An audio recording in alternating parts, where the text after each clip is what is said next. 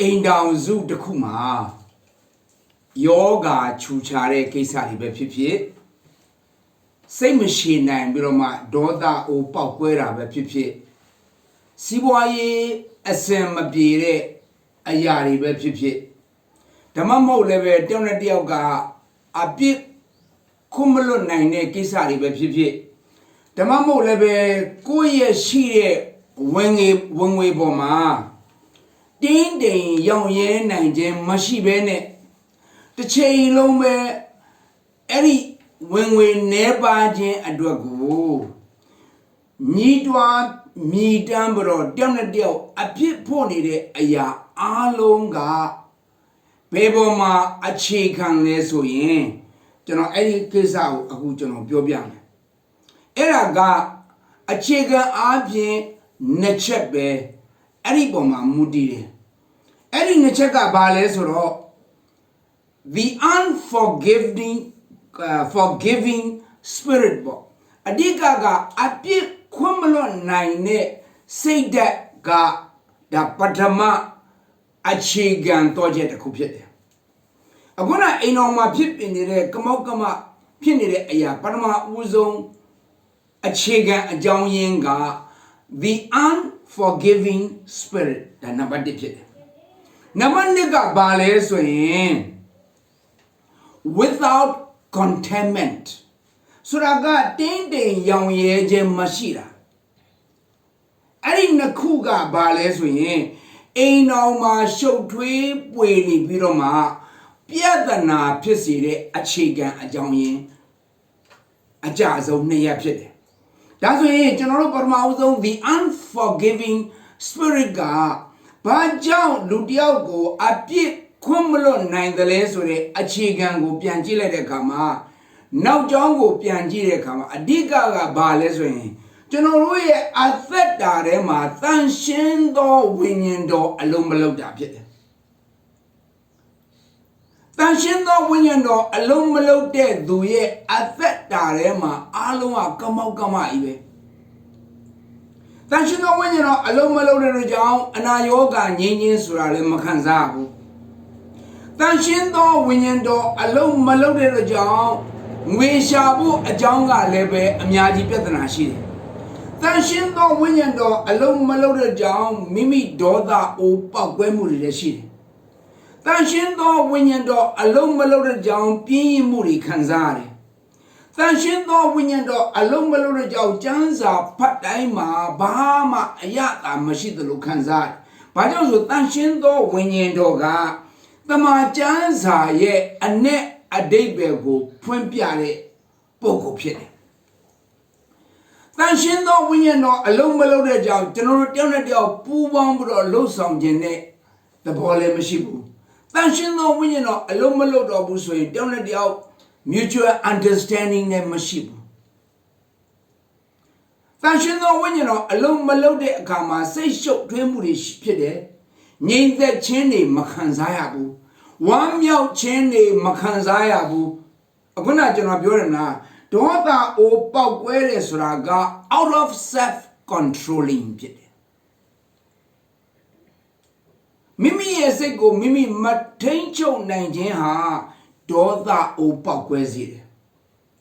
ဒါကြောင့်ကျွန်တော်တို့ဒီနေ့ the unforgiving spirit ကတော်တော်လေးအခြေအနေဆိုးတယ်နောက်ကျွန်တော်တို့တန်ရှင်းသောဝိညာဉ်တော်ရဲ့အသက်တာမှာအလုံးမလုံးတဲ့ကတစ်ကောခန်းကြီး7မှာပေါ်ပြထားတဲ့အငယ်9က10မှာပေါ်ပြထားတဲ့ the gift of the Holy Spirit ကလည်းမခံစားရဘူးဒါဆိုရင်ကျွန်တော်တို့ကမေးစရာရှိတယ်တန်ရှင်းသောဝိညာဉ်တော်သည်ကျွန်တော်တို့ရဲ့အသက်တာမှာဘာကြောင့်မလှူရှားသလဲဆိုရင်အခြေခံကခရစ်တော်ကကျွန်တော်တို့ရဲ့အသက်တာထဲမှာနေတိုင်းအစဉ်အုပ်ဆိုးခြင်းမရှိတာတနည်းအားဖြင့်နားလည်လွယ်တဲ့အဓိပ္ပာယ်တစ်ခုနောက်တစ်ခါပြောရမယ်ဆိုရင်ကျွန်တော်တို့ကလက်ဝါးကတိုင်မှာခရစ်တော်နဲ့အတူအသေးမခံတာဖြစ်တယ်ရှင်ဘောလူကဘာပြောလဲဆိုရင်လက်ဝါးကတိုင်မှာတဲ့ခရစ်တော်နဲ့အတူငါကနေတိုင်းအသေးခံရတယ်လို့ပြောတယ်ကျွန်တော်တို့ကနေတိုင်းအသေးမခံဘူး Adi kane near de shide, Adi makane near the shide. I don't know things yale bare, Thama Athinda le bare. Then doubt Giri le bare. Luji le bare, Lunge le bare. Lawakare mandire, Adi makamene, Kone jama takadire. The sugar thonly yama dire. The sugar Christmas midnight service jaroma. Duga aikajama adikana. Janet Yeka Zadi Bagri Remabe, affection Rajan, Toy Athetama, your gari, Chujani, which ye long loss on Madon's way out. How which in it, Tashendo, when you know a little than a bass I know it. I answer na bo. Tashendo, when you doga, Basi boy lower Malay Sure, Nyampinya, touring theatre the bogo, Tashendo, when you know a beat up it. 但现在温人罗个带面路亚的拍鸦片的，以前也是的嘛，进来安眼的嘛。但现在温人罗个带面路亚的拍鸦片的，按照就那种啊，巴西话的老阿妹，偏跟俺个巴路开那说没地边的，但也见啊台湾的也，马云的最少木那个八多比了嘛，啊印尼那个没工这边的工多比了，别是手中多呀的，按照文文没西不。 when we machine gajaro ain't ma zagamia jare. Ninga pienelo, we shayame achema pienelo ngaro ain't zuga chuchuja. Ningaro absong chano. Ningaro o mwego machweda dalu. Ningaro mwego masuzam dalu. Ningaro asa pasa de roja. Tino biobia me ludia sa para sa ne maro. We Nadambo Sabu Suragali, Moko Babu. Dabby made the yellow pay lemons when combili, chair to be so let combili. Tamole long as I took good look be so combili. Eddie General Duzen sign it, Ayari, the General at that Arama, Lothen la Malothen Bula. General Lola Chin Abi Naye income, Nagu Kondwame expenses there, cover pit last day. Pancha nine wisdom go to them a machine at John to sing here at Pity. Daga a chiganga, Tanshin do winning do a lolo chimped. Now the Tanshin do winning oga, but do them a load as when Yoma can shit and a goya generally canna be about me. Credo ye winning so that Tanshin do winning dogo, my yard do a credo name Masai Bulu Biore. Dayo credo go amandege yare duriye affect arema tanshindo winyenoga ipe akanji te ange sene seton aya tanshindo winyeno dazekale de gama generally affect arema tanshindo winyeno kenwo la doja tanshindo winyenoga general tema alolo la manifest lo la 但是呢，我讲呢，别话来干嘛？谁在家家里都干生意的，种多年了呗，这是老起码呢。但是呢，我讲那个真的罗阿塞达的嘛，阿龙么罗不算，干新的的。但是呢，我讲那个真的阿塞达的嘛，阿龙么罗不算，真的罗个卡里1年前卡里1秒钱没骗呢。但是呢，我讲那个路上这个真的罗可以呀，把我阿塞达嘛这个 key。 factor တခုဖြစ်တယ်။ဒါက unforgiving spirit ကဘာကြောင့်ဖြစ်ရတယ်လဲဆိုတဲ့အခြေခံကအန်ရှင်းသောဝိညာဉ်တော်ပေါ်မှာမူတည်တယ်။တဲ့ဒါဆိုရင် without contentment တင်းတိမ်ရောင်ရဲခြင်းမရှိတာဘာကြောင့်လဲ။တင်းတိမ်ရောင်ရဲခြင်းမရှိတာလည်းပဲအန်ရှင်းသောဝိညာဉ်တော်ရဲ့လှုပ်ဆောင်ချက်ပေါ်မှာပဲမူတည်တယ်။ ဒါဆိုရင်တင်းနေရောင်ရဲခြင်းမရှိဘူးဆိုတဲ့သဘောကဘာကိုပြောချင်တာလဲအများကြီးရရသားနဲ့ငွေတွေတဲ့အများကြီးဝင်ရသားနဲ့သုံးမလောက်တဲ့အခါကျငွေထပ်လို့တယ်စားစရာတွေလည်းအများကြီးဝင်ရသားနဲ့စားလို့မဝနိုင် the self control မရှိဘူးဒါ eating self control မရှိတဲ့အခါမှာစားပြီးစားဆိုတဲ့အခါမှာအဲ့ဒီမှာ ခန္ဓာကိုယ်ထဲမှာအခုနမလိုလားအပ်တဲ့သတ္တုဓာတ်တွေကပိုရှန်နေတဲ့အခါမှာကင်ဆာယောဂရတယ် Aya chote kamale kana go machi dwabiangu. Aya longele kajaro cancer line the yoke acha yoga line pyong. Acha yoga line go pyong kajaro any yoga to a konjame medication to a konja zediga extra money pila. Any gaman generally sazi dega bro. Any gonna medication to extra money appear thoya gama generally financial order out of order pila. Monthly order a mima modelo. A rather general delay generally at the Matin, young agent machine ale pietanawe. A chiganga baleswing.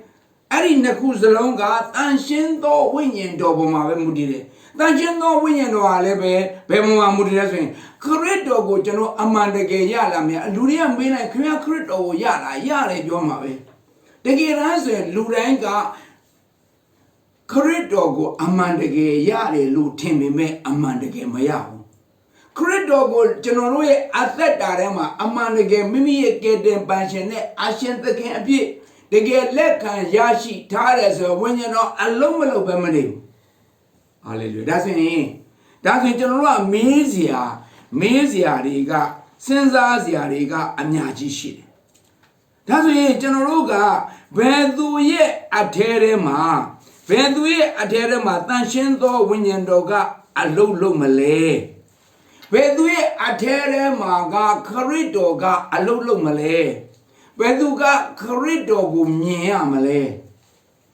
Beduga corridor dugo Zagatio Malay, and Amyaji Zagatio. The get corridor go general way, get them passionate, I send the game young Suraga, below bones and jama, young the day. Johnson. Crit Mathea Kanying Ama, General, the D. Tamila Madihu. Mathea Kanying and a ship. Saint alone Pusin though through the Mingla Shija a Jomuga to do the Piakingo Mia Jalada Piakingo Badumian Lesway Saint alone Pusin though through the Mia Jaladan. Tropian Throughout a bit chin tare to a Saint Loma Pusin Boo. To me, Aboma, say pony head duga, send the loma pusimbu. And your dear Gire duga, send the loma pusimbu. To wow the che long competitive spirit, Pians and Janet say that she knew send the loma pusimbu. To me, I counts I am mana lutato duga, send the loma pusimbu. Tumiaga Gogo Jolare Ayaboma Generoga Manecha 19 the Seneloma Busembu. Amen. Mana down one agent the Seneloma Busembu. Amen. Turago a Joma Bujembu Tumiaga Be Gogo a Jo Pubo Ben Mionde Atta Hita Longani do the Senelom Pusen do the Lieutenant definition. A day be Tamalu Mayabu. Amen. Corredo Abure, Lawakare Mangane to Avi Kamba, to Yoda, General Avi Makanembu. Lawaka board Teboya, Imadan Jonanga, Lawaka board Delay, Ea Midadu de Balolo Malay. Ngai at that Dama Duriga Nago, the Gebe Wambiro Chola Jang Nabolo Lomale, Eraga Mama Naja. Tuga la waka da boma ave Camboya imanake sure the boy. Nature jebe. Nature in Luria Sogama bo.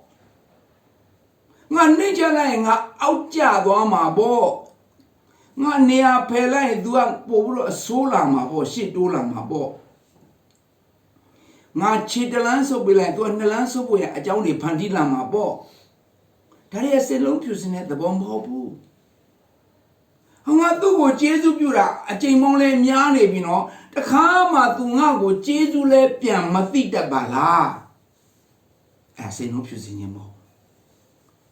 Amen. Hardina, Monomajin to a dane, Sununya di Repia dane, Nayo Jabia dane, Na Mima Pia dane, Na Abime Pia dane, Naya Adamiri Pia dane, Jesu Masita like Dagua, Naya Adenda Pia dane, Babalu Jesu Matita de. သူရဲ့ဆရာသမားငါကသူ့ရဲ့ဆရာသမားဖြစ်တယ်သူဘာဖြစ်လို့ငါ့ကိုကျေးဇူးမသိတာအဲ့ဒါစင်လုံးဖြူစင်တဲ့သဘောမျိုးမဟုတ်ဘူးတိပိနဲ့မှာဖတ်ကြည့်လိုက်ရင်ခရစ်တော်ကဘာအပြည့်မှမရှိဘူးအတိပ္ပယ်ဘာကိုပြောချင်တာစိတ်နှလုံးဖြူစင်တာကိုပြောတာဒါဆိုရင်စိတ်နှလုံးဖြူစင်ခြင်းဆိုတဲ့အရာဒီမိမိရဲ့ဇာတိပဂရိအကောင်လုံးကိုချိုးဖက်လိုက်ပြီးတော့ဇာတိပဂရိအရာတွေကိုချိုးဖက်လိုက်ပြီးတော့မှခရစ်တော်ဓမ္မလုံးဝပုံအပ်လိုက်တဲ့အခါကျတော့ငါဆိုတာဘယ်သူလဲဆိုတာ तू မသိတော့ဟာဒါဆိုဆရာရဲ့အဲ့လိုဆရာပြောတဲ့လူစားမျိုးကကဘာမှာရှိပါမလားမရှိတဲ့အတွက်ကြောင့်ကျမ်းစာဘာပြောလဲလူသားတိုင်းအားလုံးကအပြစ်သားရှိတယ်အပြစ်သားပဲတဲ့မွေးလာကြတဲ့ကအပြစ်ရှိတယ်လို့ကျမ်းစာပြောတယ်ကောင်းသောသူမရှိကောင်းသောအကျင့်ကိုကျင့်သောသူမရှိတယောက်မျှမရှိမှန်တယ်တယောက်မျှမရှိဘူးဒါပေမဲ့ခရစ်တော်ကိုမိမိရဲ့အသက်တာထဲမှာအုပ်ဆိုးခွင့်မိမိရဲ့အရှင်သခင်အဖြစ်အုပ်ဆိုးခွင့်ပေးလိုက်တဲ့အခါမှာတော့အခြေအနေအားလုံးပြောင်းသွားတယ်ဟာလေလုယာဒါဆိုခရစ်တော်ကိုကျွန်တော်တို့ကမိမိရဲ့အရှင်သခင်ဖြင့်လူတိုင်းကအုပ်ဆိုးခွင့်မပေးဘူးကိုယ်တိုင်ပဲအုပ်ဆိုးခွင့်ပေးထားတာဖြစ်တယ်ဥပမာဆိုကြပါစို့ဒီစီးပွားရေးတစ်ခုလုပ်ငန်းကိုလုပ်မယ်ခရစ်တော်ကမလုပ်ခိုင်းတာနဲ့ကိုကလုပ်ချင်တော့အတင်းလုပ်တယ်ဒီအိမ်တော်ဘက်က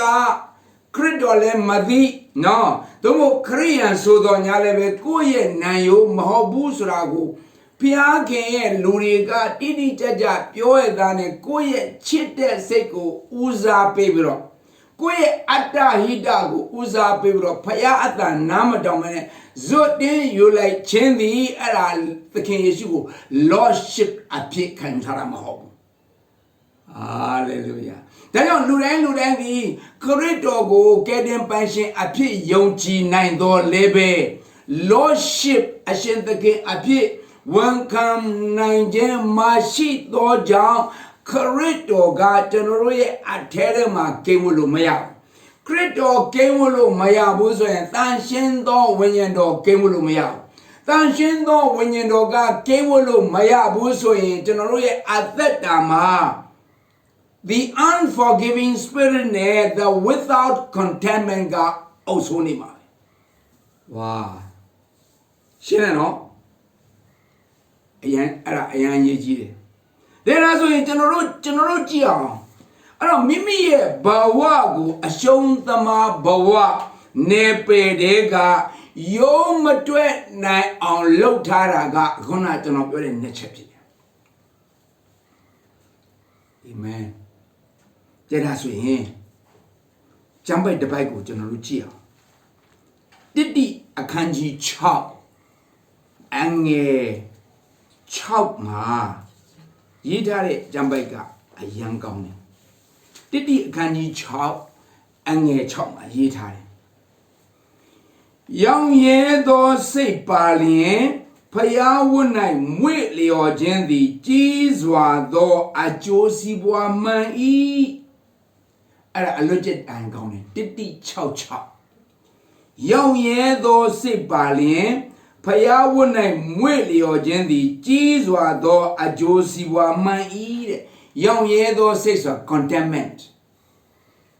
ဖျားဝတ်၌မွေ့လျော်ခြင်းဆိုတာ godliness ကြီးစွာသောအကျိုးစီးပွားဆိုတာ great gain ဒါဆိုရင် gain ဆိုတဲ့အဓိပ္ပာယ်ကိုကျွန်တော်ကြည့်အောင် GAIN gain ဆိုတဲ့အဓိပ္ပာယ်ကအမြတ်အစွန်းကိုပြောချင်တာဖြစ်တယ်တိုးတက်မှုကိုပြောတာဖြစ်တယ်စီးပူးမိခြင်းကိုပြောတာဖြစ်တယ်အားထုတ်၍ လိုရာသို့ရောက်သွားခြင်းဆိုတာ gain မှတ်မိတယ်နော်ပြန်ပြောမယ် gain ဆိုတဲ့အဓိပ္ပာယ်သည်အမြတ်အစွန်းတိုးတက်မှုစီးပူးမိခြင်းအားထုတ်၍လိုရာသို့ရောက်သွားခြင်းဒါဆိုရင်ကျွန်တော်တို့ရဲ့အသက်တာမှာတချို့သောသူတွေက gain ရခြင်းရမယ်ဒါပေမဲ့ great gain မဟုတ်ဘူးအာမင်ဒီကြမ်းပိုက်အရာဆိုရင် great gain ကြီးစွာသောအကျိုးစီးပွားရခြင်းရင်ဘာလို့ရမလဲရောင်ရဲသောစိတ်နဲ့ဖယားဝတ်မှာမွေလျော်နေ great gain ရမယ်နောက်မှဆိုဘယ်တော့မှမရနိုင်ဘယ်လိုမှမရနိုင်ဒါဆိုရင် contentment ရောင်ရဲသောစိတ်က contentment ဆိုတဲ့အဓိပ္ပာယ်ကိုကြည့်လိုက်တဲ့အခါမှာအားရခြင်းနဲ့ချင်းဒါဆိုကျွန်တော်တို့ရဲ့အသက်တာမှာဘုရားခင်ကျွန်တော်တို့ကိုကောင်းကြီးပေးကြတဲ့အရာတွေရှိတယ်ကျွန်တော်တို့လိုချင်တဲ့အရာတွေကိုရတာတယ်ငွေကြီးလည်းရတယ်မိန်းမလည်းရတယ်ယောက်ျားလည်းရတယ်သားသမီးလည်းရတယ်အိမ်လည်းရတယ်အလုပ်ကိုင်လည်းရတယ်ကျွန်တော်အားရခြင်းနဲ့ချင်းရှိပြီလားအားရခြင်းနဲ့ချင်းမရှိသေးဘူးဆိုရင်ကျွန်တော်တို့အထဲမှာရောင်ရဲတဲ့စိတ်မရှိသေးဘူးဘုရားခင်ကတဲပုတ်လေးနဲ့အိမ်အောင်ကြကာစားမှာပြီးရင်အဲ့ဒီတဲပုတ်လေးမှာကျဉ်နပ်နေပြီးတော့မှနောက်တဲ့ဘုရားခင်တိုက်အိမ်ဆောက်မဲ့အချိန်ကိုမျှော်တယ်ဒါပေမဲ့လောဘမကြည့်ဘူးဘုရားတဲပုတ်အိမ်လေးပြီးတော့ကြောင့်ကျဉ်နပ်နေအဲ့ဒါ contentment now godliness ဆိုတဲ့သဘောကဘုရားတရားကိုင်းဆိုင်ခြင်း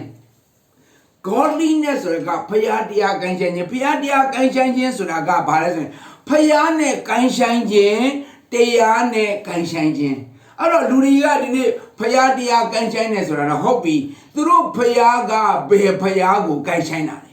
သင်္ခါရဘုရားကိုကိုင်းဆိုင်ရင်ကျွန်တော်တို့ဘာမှ great gain မရှိဘူးဟာလေလုယာအသက်ရှင်တဲ့ထာဝရဘုရားဖြစ်တဲ့ယေရှုခရစ်တော်နဲ့ယေရှုခရစ်တော်ဖယားနဲ့ကိုင်းဆိုင်ရင်ကျွန်တော်မှာ great gain ရှိတယ်။နောက်တရားကိုင်းဆိုင်ခြင်းဆိုတဲ့အခါမှာ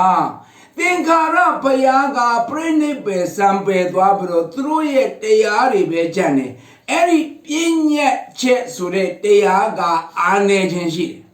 ။ဒါကမှကျမ်းစာမှာဟေဘရဲဩဝါဒစာမှာဗာပြောရဆိုရင်ပညာတရားသည်အားနည်း၍အကျိုးကိုမပေးနိုင်သောကြောင့်ပယ်ရှင်းခြင်းသို့ရောက်ရ၏လို့ပြောတယ်။ပညာတရားသည်အားနည်း၍အကျိုးကိုမပေးနိုင်သောကြောင့်ပယ်ရှင်းခြင်းသို့ရောက်ရတယ်။ဒါဆိုရင်သင်္ခါရဘုရားတွေရဲ့ဟောကြားခဲ့တဲ့တရားအားလုံးတို့သည်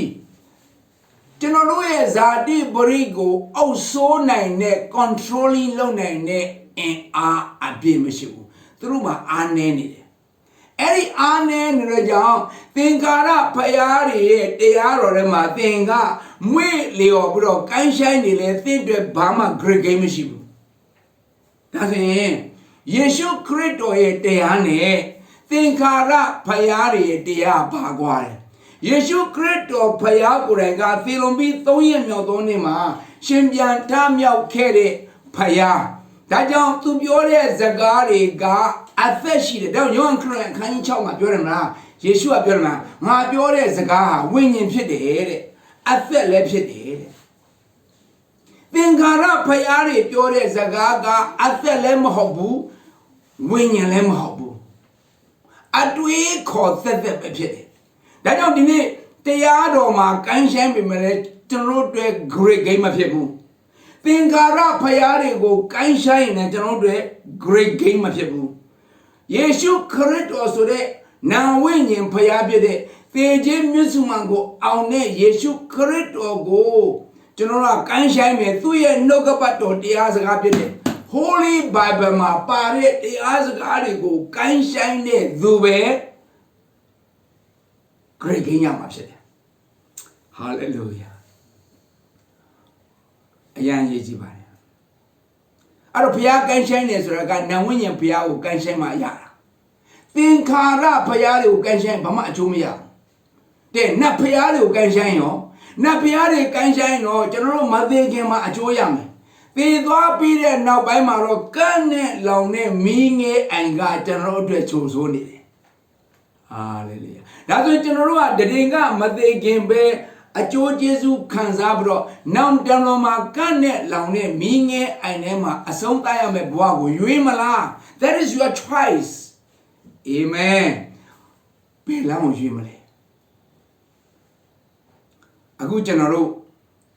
တရားကံဆိုင်ခြင်းနဲ့ပတ်သက်ပြီးတော့အသက်ရှင်တဲ့ထာဝရဘုရားရဲ့တရားကိုကံဆိုင်တဲ့သူရဲ့အသက်တာမှာကံဆိုင်တဲ့သူရဲ့အသက်တာမှာ great gain ရှိတယ်ဆိုတာကိုကျွန်တော်ကအခုပြောပြမယ်။အဲ့ဒါဘယ်မှာပါလဲဆိုရင်သုတ္တန်ကျမ်းခန်းကြီး3အငယ်9က10မှာပါတယ်။သုတ္တန်ကျမ်းခန်းကြီး3အငယ်9က10မှာပါတယ်။အဲ့တော့အဲ့မှာကျတော့ဘာလဲဆိုရင်အသက်ရှင်တဲ့ဘုရားရဲ့တရားတော်ကိုကိုင်းဆိုင်မယ်ဆိုရင်တဲ့ဘာအကျိုးကျေးဇူးတွေရမလဲဆိုတာဖော်ပြထားတယ်။ဒီကျမ်းကကျွန်တော်ခဏခဏSunday school အစားပေါ့နော်အားလုံးကျွန်တော်ကသင်ယူလာခဲ့တယ်ဆိုတော့ကျွန်တော်မဖတ်ပြတော့အဲ့တော့မှဘာတွေ့ရလဲဆိုရင်အဲ့ဒီအသက်ရှင်တဲ့ထာဝရဘုရားရဲ့တရားစကားတွေကိုသင်ကကိုင်းဆိုင်မယ်ဆိုရင်တဲ့နံပါတ်1သင်ရမယ်အကျိုးကတဲ့သင်လန်းခရီးကိုဘုရားခင်ကပဲ့ပြင်ပေးမယ်တဲ့ guide လုပ်ပေးမယ် lead လုပ်ပေးမယ် hallelujahသင်သွားမယ်အသက်တာလမ်းခီးမှာအဲ့ဒီအသက်ရှင်တဲ့ဘုရားကသင်ရဲ့ guide ဖြစ်မယ်သင်ရဲ့ leader ဖြစ်မှာဝါဒါဆို great game ဖြစ်လာမဖြစ်ဘူးလားခရိယာအသက်တာမှာကျွန်တော်တို့ကတယောက်တည်းအသက်ရှင်နေတာမဟုတ်ဘူးအသက်ရှင်တဲ့တာဝရဘုရားဖြစ်တဲ့ခမည်းတော်သားတော်သန့်ရှင်းသောဝိညာဉ်တော်သုံးပါးတစုဘုရားနဲ့ကျွန်တော်တို့ကအတူအလုံးလုံးအတူအသက်ရှင်အတူတူတိုင်ပင်သွားလာလှုပ်ရှားနေတဲ့သူတွေကခရိယာပဲအာမင်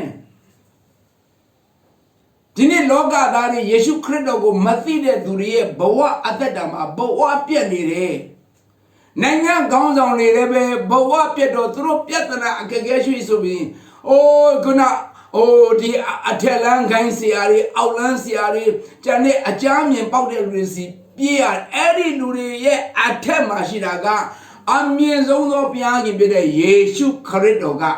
သူတို့ရဲ့အထက်မှာရှိတယ်ဟာလေလုယာယာတို့အမြင့်ဆုံးပဲဒါကြောင့်ကျမ်းစာမှာပြောတဲ့ယေရှုခရစ်တော်ကဘယင်တကာတို့ရဲ့ဘယင်အရှင်တကာတို့ရဲ့အရှင်ဖယားတကာတို့ရဲ့ဖယားလို့ကျမ်းစာပြောထားပြီးသားအာမင်ဒါကြောင့်ကျွန်တော်ဒီနေ့ခရိယန်တွေကယေရှုခရစ်တော်ကိုမိမိရဲ့ကယ်တင်ပိုင်ရှင်နဲ့အရှင်သခင်ပြည့်ယုံကြည်လက်ခံပြီးသားဖြစ်တဲ့သူတွေဖြစ်တဲ့ကြောင့်ကျွန်တော်တို့ရဲ့အသက်တာမှာသာသနာပလူတွေညီးတွားသလိုကျွန်တော်တို့ညီးတွားရမယ်သူတွေမဟုတ်ဘူးသာသနာပလူတွေကယောဂနဲ့ခြူချပြီးတော့နေရမယ်ဘဝမျိုးမဟုတ်ဘူးခရစ်တော်ကိုယ်တိုင်က healer ဖြစ်တယ်အာမင်ခရစ်တော်ကိုယ်တိုင်ကတိုင်ပင်ပဲဖြစ်တယ်ခရစ်တော်ကိုယ်တိုင်ကကျွန်တော်တို့ကို guide လုပ်ပေးမယ်ကျွန်တော်တို့ကို lead လုပ်ပေးမယ် leader ဖြစ်တယ်အာမင်နဲ့ဉာဏ်ပညာတွေကိုပေးတဲ့ဖခင်ဖြစ်တယ်နောက်ကအဲ့ဒီကျမ်းပိုက်မှာဘာပါလဲဆိုရင်အဲ့ဒီကိုရောရဲ့အသက်ရှင်တဲ့ဖခင်ရဲ့တရားတွေထဲမှာသင်အောင်ကိုင်းဆိုင်မယ်ဆိုရင်သင်ရဲ့အကြောတွေကအာသံမယ်တဲ့ you become strong man hallelujah ဒါနောက်ကဘာပြောတာလဲအယိုးနဲ့ခြံစီတွေကအားပြည့်မယ်တဲ့ဘယ်တော့မှဘုံကင်ဆာမဖြစ်ဘူးအာမင်ဒါနောက်ကဘာဖြစ်မလဲသင်ရဲ့ဇပကြီးရဲ့သင်ရဲ့ဇပသီးနေရာချင်းကဇပြည့်ရေရှမ်းမယ်တဲ့ဇပကြီးကလည်းကျွဲဝါတယ်ဆိုတဲ့ဘောသင်မှာ plenty of food စားစရာအစုံလေးနဲ့သင်ဟာရှိမယ်အဲ့ဒါကအသက်ရှင်တဲ့ဖယားကိုသင်ကအားကိုးတဲ့အခါမှာအသက်ရှင်တဲ့ဖယားနဲ့အားကိုးတဲ့အခါမှာသူ့ရဲ့တရားစကားတွေထဲမှာလည်းသင်ကနစ်မြုပ်လာတဲ့အခါမှာသင်ခံစားမယ်အကျိုးဖြစ်တယ်။နောက်ဟေဘရဲ40နဲ့ကြတော့အဲ့ဒီအသက်ရှင်တဲ့ဖယားရဲ့နှုတ်ကပတ်တော်တရားစကားအတိုင်းသင်ကကိုင်းဆိုင်မယ်ဆိုရင်ဟေဘရဲ7ကဘာပြောလဲ။သ thing ye athene say we nyingore to twembro thine aswan the machine. So Tunoro ye athetama tawra athele yame Luri ye atheko keze nine do le pime. Now Luri ye say when you will top up with thin and the low. Go ye a chain gule, top up the me, Thumia a chain gule, top up with thin and yet do the piname. Hallelujah. So General Dine General Athetama General Payago feeded to net, Mathide Durie Athetama, Ayame a show Amiaga a young watcher. Then General Athetama, great gain logene Duria, did it chow my pure. Great gain logene Durie Athetama, Loga Dari, Athetchen the Generuga, Athetchen Boya, Piaganga, Alumashibu. Did he chow my papure? Young ye don't say Bale, Payawone, Willie or Jendi, Jizwa do a Josie one mai. General Athetama, Sai, thou ye to a Piaganga, Piensen Tapira. I a good general Sani, a Piaga Piensen Vida. General Lona, no Yare, so I got general attention. Don't be our young Kanishima, Nale, Natadi, Nae, Aswane, Yare, Lo, Martinere, a Piaga, Ematama, Jean Share. Piagin Boni. General Sani, Ayare, General Yare, a low guide, General Yashide, in Don Betty, a good general at the Jesus are pounding the Ayadi Piagin, I think when my baby. COVID-19 kala pito nyalabe thi gwen mapibe ne zani maunani athet jizwa pamdiyan Tumyani te phyo thi bro yoga ri chuja ni tho nyalabe chono ga jama jin ne khansa ba jaw da be da yaw chono ri athet da ma tikha tiyan ma jung twi la de ngwe ji chat de jin ni ma jam ma jin ni Oh, me that's the don't Nalimu Luerari, now Pawinian and Petanari Pitari, or to have the Alupio Duarari, to have the Sonjo Muri and Yadi Pites with Ayaga, Bales with him. I pick Cumelo Nanchene, Paya Pitari, Ayari Boma, Tin, young Yeje, Mashida Jam, Piaganga, Tubeko, Pian Leboyan, General, 3 Pilati Ayari Fit. Amen. That don't do. Piankin, Mapijane, Ayariga, generally at that time, Kanzaya is the Wapa. A Piabet and level Piatri Pilache. Amen.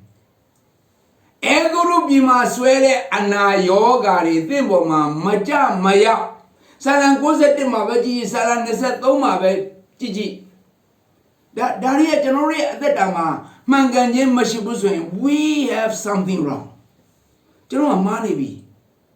The Kugula money be, a Mari Shinebi. Any Amari go, General Pian talk like me, so yen. Ain't down Zuma. Payakim, Logene, Atheta, Bonzane, the Natown Nasanati, the Shaloma, General Atheshin, bro, the Nithigo, Pure Shenzwane. Payay Amudo Miadema, Lokai, Samia Thwana and Lim Helu, General Yojiri. I also remember my Piagin. Thaye, Adomi Baze, Thaye, Gauni Baze, Angle Amsone, and the